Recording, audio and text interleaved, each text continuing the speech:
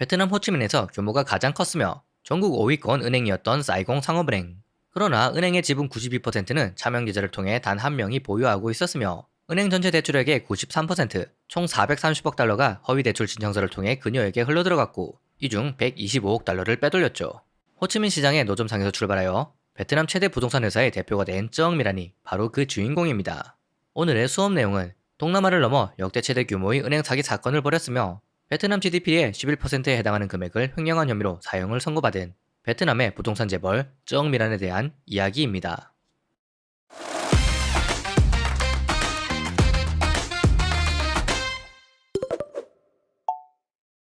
1956년 베트남 사이공에서 태어난 중국계 베트남인 쩌엉미란. 1980년대 후반 호치민시 벤탄 시장에서 어머니와 함께 노점상에서 화장품을 팔며 장사를 하던 그녀는 부자가 될 기회를 발견합니다. 베트남 전쟁 이후 공산주의 체제로 통일된 베트남은 국제사회에서 고립되며 극심한 빈곤에 시달렸습니다. 이를 해결하기 위해 1986년 베트남 공산당 제6차 전당대회에서 도이머의 정책이 발표됩니다. 중국이 그랬던 것처럼 경제를 개방하여 공산주의 기반 혼합 경제를 달성하고자 하는 게 목표였죠. 베트남의 값싼 인건비를 활용하려는 외국인 투자가 물밀듯이 들어왔고 쩌엉의 가족은 부동산 가격이 급등할 것을 예상하고 공산당 정권과의 연줄을 이용해 부동산 사업에 뛰어듭니다. 그리고 1992년 성장하는 베트남 부동산 시장에 투자하기 위해 홍콩에서 찾아온 투자자가 있었습니다. 에릭 추 납키. 에릭은 쩌엉과 사업적 파트너를 맺을 뿐만 아니라 같은 해 결혼을 합니다. 그리고 둘은 부동산 개발사인 반팀팟 그룹을 설립하죠.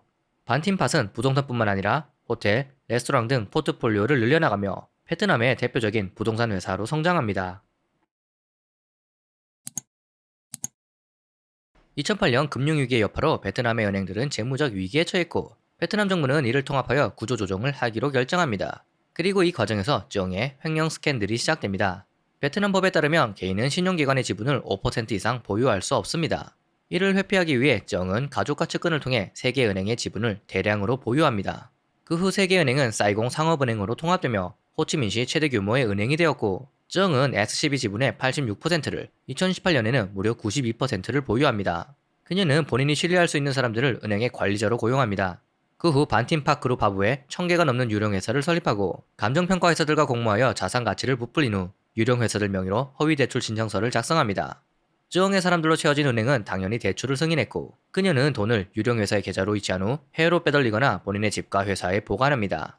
쩌엉은 범죄 행위를 은폐하기 위해 중앙은행의 책임자들에게 520만 달러의 뇌물을 제공하였고 10년 동안 무려 430억 달러를 불법으로 대출합니다.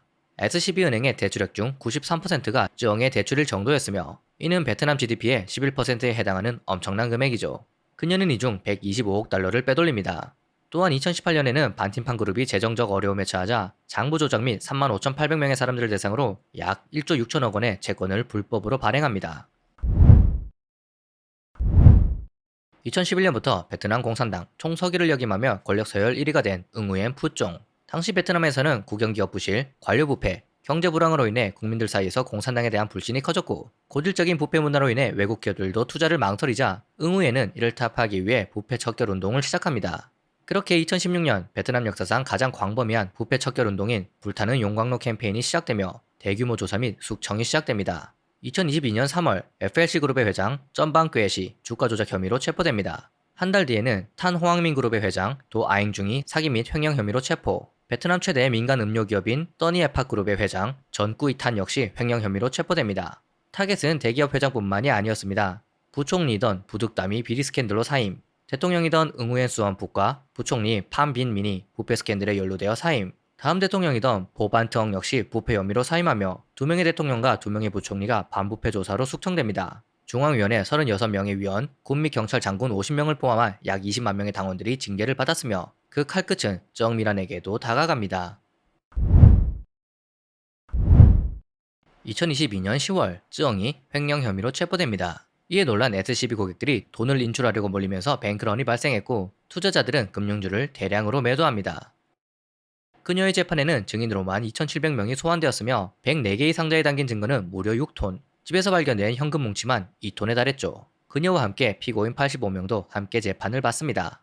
쩌엉은 새 은행을 합병하라고 중앙은행 지도부로부터 요청을 받아서 그렇게 한 것이다. 은행을 살리기 위해 내 개인 자산 대부분을 투자했다라며 억울함을 호소했지만 재판부는 이를 받아들이지 않았고 2024년 4월 그녀는 사형 선고를 받습니다. 범죄를 도운 혐의로 남편은 징역 9년형, 조카는 징역 17년형을 선고받았으며 4명은 종신형, 나머지 피고인들은 징역 3에서 20년형이 내려졌습니다. 그러나 불행인지 다행인지 2025년 6월 베트남 의회는 뇌물수수, 횡령, 마약 소지, 간첩 등의 8개 범죄의 최고 형량을 사형에서 종신형으로 낮추었고, 이 죄목으로 사형을 선고받은 죄수 중 형이 집행되지 않은 사람은 종신형으로 감형하는 형법 개정안을 통과시켰습니다. 덕분에 쩌엉미란 역시 사형에서 가석방 없는 종신형으로 감형을 받았습니다.